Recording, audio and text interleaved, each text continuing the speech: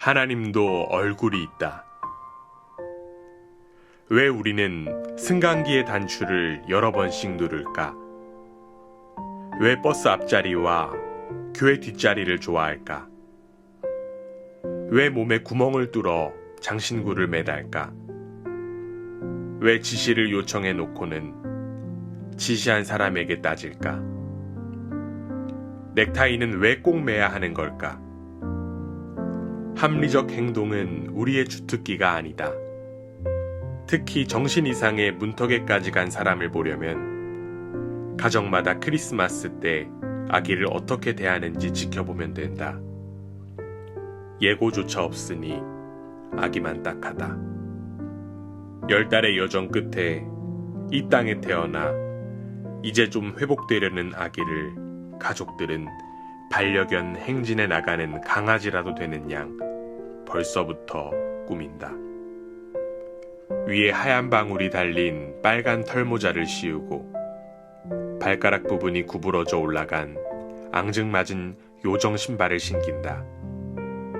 이 아기가 10대가 되어 헐렁한 청바지 차림에 문신을 뽐내고 다니면 어른들은 그 모습에 신음소리를 내겠지만 생후 6개월이 된 아기에게 멜빵을 메어주고 사슴뿔 머리띠를 씌워주고는 귀엽다고 한다. 우리가 주는 선물은 또 어떤가? 교육열에 불타는 엄마는 아직 아기 침대에서 나오지도 못하는 어린 것을 책벌레로 만든다. 손을 잡아주지 않으면 걷지도 못하는 손자에게 할아버지는 홈런왕 야구방망이를 준다. 우리가 찍는 사진도 빼놓을 수 없다. 크리스마스 트리 장식물을 깨물고 노는 아기, 그러다 나무 밑에서 선 잠든 아기, 산타의 무릎에 앉은 아기, 산타의 무릎에 지도를 그린 아기, 그야말로 야단법석이다. 방 안에 아기만 들여놓으면 모든 게 달라진다. 할머니는 아기를 받으려고 손을 뻗고 할아버지는 잠에서 깨어난다. 화제도 정치와 대통령에서 기저귀와 고무젖꼭지로 바뀐다. 해마다 이맘때면 무대의 중앙은 아기들 몫이다. 마땅히 그래야 한다. 크리스마스는 한 아기의 이야기가 아니던가. 하늘의 씨가 마리아의 태에 심기니 점같이 작지만 전능자시며 태아로 돼 강하시도다. 하나님이 산도를 타고 내려와 태어나시고 창조주가 베들레헴 헛간의 구유에 누이시니 유아로 돼 무한하시고 잠들어 있지만 왕이시로다. 하나님이 엄마 품에서 까르륵 소리를 내시니 아기로다. 이 크리스마스의 순간이 이후 모든 크리스마스의 원형이 되었다. 별이 빛나던 밤에 양과 소와 어리둥절한 요셉 곁에서 마리아의 눈길은 갓 태어난 아들의 얼굴 위에 머물렀다. 당연히 그녀는 녹초가 되었고 산후통도 가시지 않았을 것이다. 당장이라도 밀짚에 고개를 누이면 아마도 밤새 단잠에 빠졌으리라. 그러나 마리아는 이 얼굴 곧 그분의 얼굴부터 보아야 했다. 입가에 침을 닦아주고 뺨을 어루만져야 했다. 사상 최초로 이렇게 속삭여야 했다. 그러니까 하나님이 이렇게 생겼구나. 사람들은 늘 하나님의 형상을 궁금해했다. 사회마다 추측하고 부족마다 고심하여 다양한 결론에 이르렀다. 하나님은 금송아지, 폭풍, 성난 화산 따위로 묘사되었다. 날개가 달려있고 불을 뿜어대고 영아를 잡아먹고 고행을 요구하는 존재다. 우리가 상상한 하나님은 흉포하고 변덕스러운 마법의 미치광이다. 우리 쪽에서 피하고 겁내고 비위를 맞춰야 할 신이다. 그러나 인류의 상상이 아무리 기상천외해도 하나님이 아기로 세상에 오시리라고는 한 번도 생각한 적이 없다. 말씀이 육신이 되어 우리 가운데 거하시매 말씀은 회오리 바람이나 삼키는 불이 되신 게 아니라 단세포와 수정란과 태아와 아기가 되셨다. 태반이 그분께 양분을 공급했고 양막이 그분을 애워쌌다. 그분은 자라서 주먹만한 크기가 되셨고 조그만 심장은 여러 심실로 분화했다. 하나님이 육신이 되셨다. 예수님은 우리 세상에 인간처럼 오신 게 아니라 인간으로 오셨다. 그분도 사춘기와 여드름과 무더운 날씨와 까다로운 이웃들을 겪으셨다. 하나님이 머리부터 발끝까지 인간이 되셨다. 별들을 매달고 바다에 물을 퍼 넣으신 분이 젖을 빨고 건초더미 위에서 잤다. 오래전 내가 쓴 책에 어느 장 제목을 마리아에게 묻는 25가지 질문이라고 붙인 적이 있다. 성장기에 예수에 대한 젊은 마리아의 생각을 내가 추측해 써본 것인데 이 발상이 어떤 초등학교 교사의 상상을 사로잡았다. 학생들을 대상으로 그녀는 젊은 마리아에게 하고 싶은 질문을 쭉 꼽아보게 했다. 학생들의 반응을 일부 소개하면 이렇다. 온 세상을 위한 임신이라고 정말 믿어졌나요? 엄마 노릇을 잘하지 못할까봐 두려웠나요? 아기 예수님이 처음 말한 단어는 무엇인가요? 예수님은 예뻤나요? 예수님도 아픈 적이 있나요?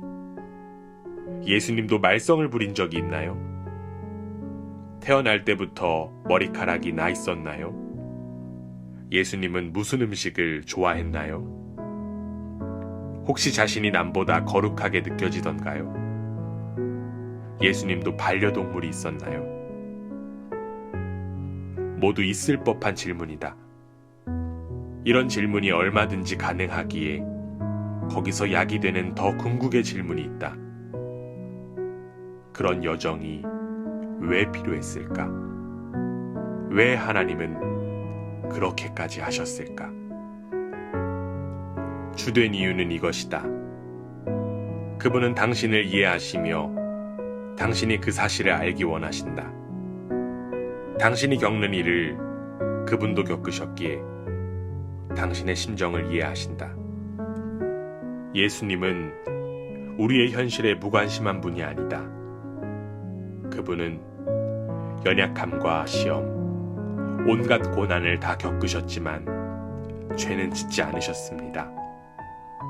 그러니 곧장 그분께로 나아가 그분이 기꺼이 주시려는 것을 받으십시오.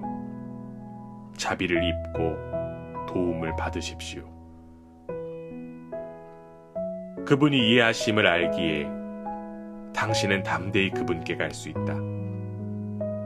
베들레헴의 기적으로 인해 당신도 다음과 같은 근원적 질문들에 답할 수 있다.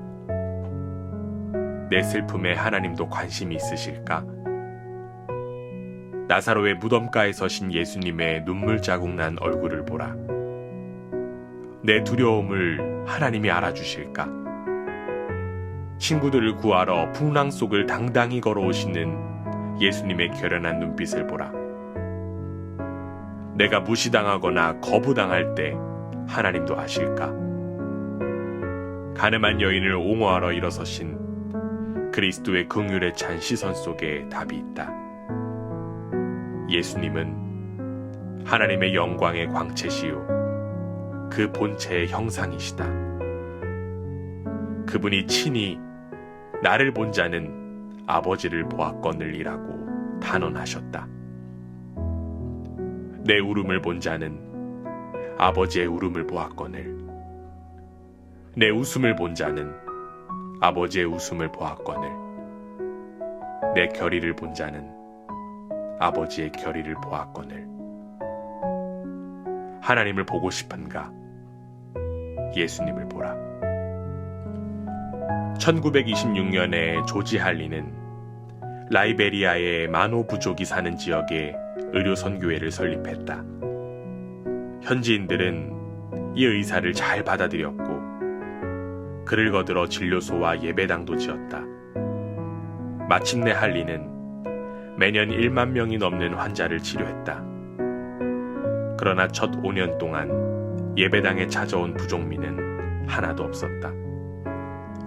현지에 부임한 지 얼마 안 되어 할리의 아내가 첫 아이를 낳았다. 아이는 숲 언저리에서 자랐다. 훗날 할리의 회고에 따르면 눈에 넣어도 아프지 않을 아이였지. 그 아이를 우리가 얼마나 사랑했는지 모른다네.